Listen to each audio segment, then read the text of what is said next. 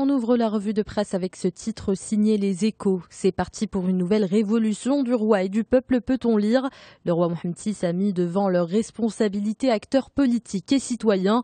Ils ont désormais la lourde tâche de mettre en œuvre la suite du processus de régionalisation avancée. Le journal rappelle que le souverain a particulièrement mis l'accent sur les enjeux stratégiques du scrutin du 4 septembre. Un scrutin où le principal enjeu est la transparence, cette fois selon aujourd'hui le Maroc. Le journal revient notamment sur le dispositif révélé vendredi dernier par le ministère de l'Intérieur. Il prévoit un mouvement partiel et des mesures préventives et disciplinaires à l'encontre d'agents et d'auxiliaires d'autorité. Objectif, écrit le journal, garantir un climat électoral marqué par la transparence et une compétition loyale. Un mot d'économie dans les pages du matin, les prix du foncier montent, contrairement à ceux du résidentiel, titre en une le quotidien. 0,8%, c'est la progression enregistrée par l'indice des prix des actifs immobiliers au deuxième trimestre 2015. Cette évolution s'explique par la hausse de 3,8% des prix terrains urbains, alors que les tarifs au niveau des biens à usage professionnel et résidentiel affichent une régression de 1,2 et 0,3% respectivement. Selon la note de Banque El Maghreb, le nombre de transactions a également chuté de 7,9% et pour cause, le recul des ventes à biens résidentiels. On enchaîne avec l'économiste qui analyse la stratégie d'Oil Libya au Maroc. Le pétrolier envisage d'investir 800 millions de dirhams entre la période 2015-2017. Ce montant ira d'abord au stockage à travers les terminaux pétroliers. Il sera aussi investi dans l'élargissement du réseau stations-service ou encore dans les plateformes technologiques d'accompagnement de la libéralisation des marchés des hydrocarbures. La compagnie fait tout pour ne pas rester en retrait de ce marché, nous dit le journal.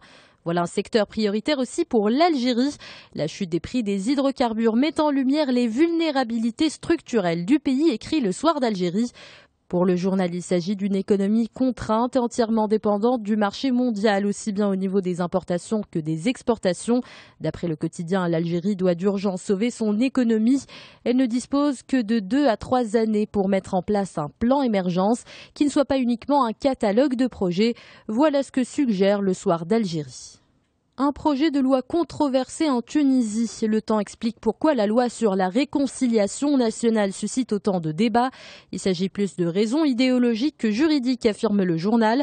Pour ses défenseurs, le texte va relancer l'économie et améliorer le climat des affaires. Mais pour ses détracteurs, le projet est inadmissible car il passe l'éponge sur les crimes économiques sous l'Ancien Régime. Les députés opposés à cette loi réclament le procès de ceux qui ont pillé les ressources des Tunisiens. Le Monde parle pour sa part des héros du Thalys. Ils se sont jetés au péril de leur vie sur l'homme qui venait d'ouvrir le feu vendredi en fin d'après-midi. Spencer Stone, Alex Karlatos et Anthony Sedler, 3 jeunes Américains qui ont sans doute évité un carnage. Les hommages étaient unanimes. Si le président Barack Obama a salué leur bravoure, le chef d'État français s'apprête lui à leur remettre la Légion d'honneur pour avoir neutralisé Ayoub El-Kazani. Le profil du tireur du Thalys est décortiqué dans les pages du Figaro. En surface, l'homme de corpulence plutôt fluette n'a jamais fait parler de lui avant de gagner l'Espagne avec sa famille dès 2007. Plus de 3 ans après, Kazani s'installe à Algeciras et c'est là où se fait la mutation radicale du jeune homme, explique le journal.